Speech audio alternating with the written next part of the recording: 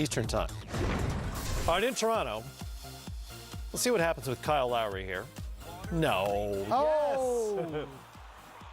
He's 1 of 4 from three-point range. That's his one. That's the one. And with that, 55% shooting at the half, almost 56 for Toronto. Lowry has 5. He just got hung up in the air. Threw it at the rim. Why not? Stuff's going to happen. Memphis Grizzlies riding that 6-game win streak, longest in the league. That's Ja Morant. He is so clever with the ball in his hands for a rookie. Really for anybody. I sat with him Thursday afternoon, Matt, for an interview. I had no idea just how slight he was. I mean, it's amazing that he can do what he does physically at that size. He's not even close to being as physically strong as he's going to get in the next couple of years. If he's doing these kind of freak show things already as a rookie, I'm worried about the rest of the league in a couple of years. Are his hands really big? Because he does all that one-handed gather. He's long. He's just not, he doesn't have the bulk yet. He doesn't have the mass yet to, you see him going and finishing over people and thinking, this guy's a lot stronger than he looks. He's got that wiry frame, but as he gets stronger and more mature, it's going to be some serious problems around this league. Put him on your list. He's on. Put him on he's the nibbling, list. Stan. He's All nibbling right. at the edge. All right. You can put him on this list if you want to put him on the list. This is the latest balloting in the All-Star voting amongst fans. Keep in mind, as you look at these names in the order in which they appear right now, that this is 50% of the vote. The media have a 25% vote, and then the players have 25% of the vote as well. So we don't know how it's going to turn out, but I want the evaluation from you guys. Let's start with the East. Trae Young, Kyrie Irving are leading the East right now amongst guards in voting. Kemba Walker. To start the game. Yeah, Kemba Walker and Ben Simmons, if I had to think, in terms of who's. Have you cast your ballot yet, by the way? No, I think our ballots are due Monday. Our ballots are due Monday. I haven't. Monday, yes. Yeah. Two backcourt guys, 3 frontcourt guys. Right. To me, Kemba and Ben Simmons would be at the top of my list, just thinking off the top of my head right now. Absolutely. Those two guys have had all-star starter seasons to me, more so than obviously Kyrie, who's missed a lot of time, and Trae Young, who's putting up unbelievable numbers, but really kind of in a vacuum where they're not affecting the winning. The worst team in the conference. Yeah, I mean, they're the worst team in the conference and on the road to hopefully, unfortunately for them, but maybe being the worst team in the league. His numbers are great. It's really hard for me to say that the worst team in a conference, by definition, has an all-star. Yeah, as a starter. That to let alone me, a starter, yeah. Yeah, that to me is always a hard thing, though, because, if they had Kemba Walker instead of Trae Young, we all agree Kemba should be an all-star. Would they be much better? That roster's not very good, and so do you get punished simply because you're playing on a bad roster? Usually. Yes, you do, and I like to reward guys from winning teams at the same time. I just think that's a tough choice. I'm glad I don't have that ballot. I mean, we used to have to, as coaches, vote for the reserves, and I always thought it was tough. That was the toughest thing, guys on those losing teams. It is. I think it's not as tough when you're talking about starters. When you're talking about reserves, okay. Like I can see in the East, when Bradley Beal's been hurt, when Kyrie Irving has been hurt, that maybe Trae Young makes it on the Eastern Conference All-Star team as a starter. And I know the fans, they want to vote for what they want to see. That's fine. But as a starter, I think that's a tough call. Yeah, I think Trae Young is an all-star. Don't get me wrong. I'm not saying that he shouldn't be on the Eastern Conference All-Star team. I'm just saying if we're talking about you reward those first 5 guys with starting spots for the seasons they've had, I don't know how you could put Trae in there over a guy like Kemba who leaves Charlotte, goes to Boston, and has to absorb everything new that comes with the expectations and the personnel he's dealing with in that situation and excels. Like, do you not give him any credit for being able to go to that situation and continue to play at an all-star level, which he did in Charlotte? Yeah, no, and I agree with you. If I would vote for the same 2 guys you're voting for, I just think that a guy like Trae Young, Zach LaVine, Brandon Ingram, all those guys on losing teams, to me, those are the toughest decisions voters have to make, whether it's for the starters or for reserves or anything, because, you look at their numbers and you have to decide in what you've seen with your eyes, are they empty numbers, or is the guy really doing winning things that aren't resulting in wins simply because the talent around him is not good enough. All right, let's check out the Western Conference results right now. LeBron James is back on top in terms of total votes in the West among front court players. He's going to make the All-Star team for the zillionth straight year. No question about that. Anthony Davis and Kawhi Leonard would be the other two front court players right now. And the guards would be Luka Doncic and James Harden. You guys have any quibbles with these picks by the fans? No. I don't I'd really go with either. the same 5 guys. I mean, I don't. The fans in the West, I think, might be smarter than the fans. I don't. Well, know. their fans are all over the world. You can. Well, I'm just saying, fans. They've of the done a better Western job in the Conference, West. Yes, Yeah.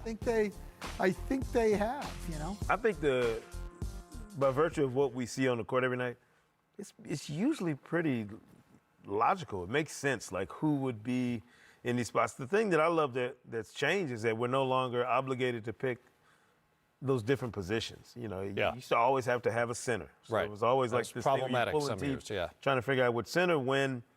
If we're going to play positionless basketball, 82 games a year for all these teams, we should have a positionless all-star team. I would say, I was going to say, flexible. I would take it a step further. Why have positions? Why have front Right. court and back court? Right. Why not Well, just have no, top I five? agree because I think one of the things we're really seeing in the game right now are the forwards, we would normally call them forwards, who are primary ball handlers. Ben Simmons is a point guard in my mind.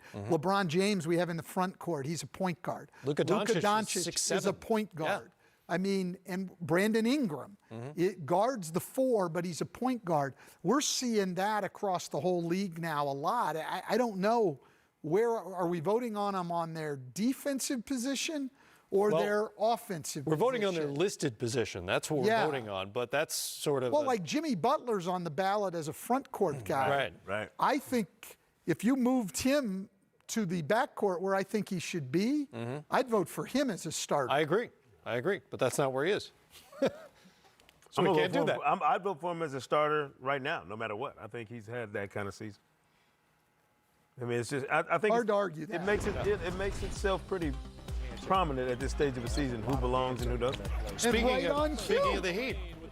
Right on cue. Did you Bert time Bond, Good no, job, Bert Bond, he was JB, just good sitting on job. that, waiting for Jimmy Butler to get mentioned. Bam Adebayo, likely to be in Chicago for All-Star Weekend as well. You have to think he's going to get Pack your coat, Bam. He should be there. Pack your long johns. a heavy fella. coat, a really heavy coat. By the way. Yes. Chicago in February. Those are some steps. Jonas Valanciunas with the tip there. Dylan Brooks took like 5 Euro steps on his way counting. to the rim. Larry Markkanen. Ooh, they need more of that. Yes, they do. Good one going in Philly. Sixers on top by 1. We'll get back out to Indiana in a moment. Update from San Antonio. Second quarter action. We've got a good one going on between the Hawks and the Spurs. Vince Carter's had a great night. How about Trae Young having a good night? Trae got embarrassed on the defensive end, comes back on the offensive end. Here's Vince Carter. He's got 12 points to lead the Hawks tonight. And man, they are featuring Vince Carter down on that block, and the old vet is coming through. Hawks up by 4 in San Antonio. Take you to Memphis, Cleveland in town. Jay Crowder started off 0 for 4 from the field. Crowder, here's his first bucket. 1 for 5. He's got 3 points. John Morant's got 8 points. Go live to Memphis in a couple of moments after the final 18.3 in Indiana. Pacers basketball, Minnesota basketball down by 2. Here's Denari and Buckner live on Crunch Time. Now Napier for 3, short. Covington, but it's Indiana ball. Warren. Did he get the timeout? Well, I guess the question was, and I'm looking at it, Nate McMillan is calling timeout. What they had not determined as to whether or not T.J. Warren had the ball. Nate McMillan is saying when he called the timeout, he had the ball. He's on the floor with the ball is what he just said. Solid defense. He turns the corner, and Napier gets a look. But look at the challenge by Brogdon. And now the ball is on the floor. That's when Nate McMillan called the timeout. Yeah, you can see even Brogdon trying to call the timeout. As soon as they both go on the ground. Now, where you want to try to get this. And Jeremy Lamb has it. with 1 1/10 as Warren wins a critical tip. How about T.J. Warren on the tip? You got to give him much love. Jeremy Lamb comes up with the ball, but there weren't a lot of places the Pacers could tip that. And T.J. is able to control it, get it out there. Jeremy Lamb with that length is able to come up with it. So both guys do a terrific job. This is the kind of winning basketball you want to see. It is not a shooting foul. It is only the 4th team foul against Minnesota. So Nate McMillan takes his final timeout as the Pacers will advance the ball, leading 116-114 with 1.1 to play. Timeout in Indiana, 2-point game. We'll go back there with a second to go in a moment. Update from Toronto. Raptors doing something they haven't done since December 22nd. That's win consecutive games. And how about this Raptor offense? They score 130 against Oklahoma City on Wednesday. Tonight they score 140, and they're still yet not fully whole as they wait for Fred VanVleet to return. You know, Jared, what I love about this team, and you know, we don't have the numbers right here, so many guys have been out with injuries. This is a team that's minus Kawhi Leonard, also minus Danny Granger. Even at full speed, did you think they would be like close to having home court in playoffs? No, and with all the guys out, they're still at 4th, and there's Trae Young knocking down a big one. Yeah, Trae Young and the Hawks lead it by 7 right now in the second quarter. Trae Young has 10 points. He's 4 of 6. All right, back out to Denari and Buckner for the final 1.1 in Indiana. Come and meet the ball. I don't care who throws it in, but when it's thrown to you, you have to come and meet it, so there's no steal going to. Oh, very nice play. You got Covington with his back to the pass. So the headsy play there by Holiday. Threw it off his back with a little angle to go into the back court so Holiday could go get it. So you got a little everybody doing something there, Chris. Let's look at. Big win for the Pacers tonight. They sweep the home and home. Indiana and Minnesota playing twice in 3 days. They won on Wednesday, 104-99. In Minnesota, they win it tonight. Indiana wins it tonight by 2 here, Smitty. Jared, I'm tired of defenders turning around their back and making it an easy play. It's better to put pressure on the ball instead of standing there with your back to it and made an easy play for Holiday to run the clock out. Let's get you up to speed on what's happening between Oklahoma City and Miami. It's the only matchup tonight where both teams are above 500. Here's Kendrick Nunn. He's got 12 points. Man, what a rookie season for him. He's been fantastic. Starting the Miami Heat, did you look at them? They are in second place in the East. Second place. Yeah, and we're watching those standings tonight in the Eastern Conference. Philadelphia gets a win, so that means with Indiana winning, they stay at 5 and 6 respectively here, with Indiana at 5 and Philadelphia in 6th spot. Here's the standings here, Smitty. And they're updated. That's what I love. And look where the Indiana at 5th, waiting for Oladipo. The Raptors are starting to get healthy. Celtics is a team doing a nice job. 76ers on that board is a team that I'm still waiting, disappointed with the position they're in right now. Want to welcome those of you who have just watched the Philadelphia 76ers beat the Bulls. You're joining us on a 7-game Friday night, getting you set to show you the biggest moments of the night as they happen live. They're going to tip off in a bit in Dallas. We've got it coming down to the wire between Cleveland and Memphis. We'll also take you out live to Oklahoma City next, live on Crunch Time.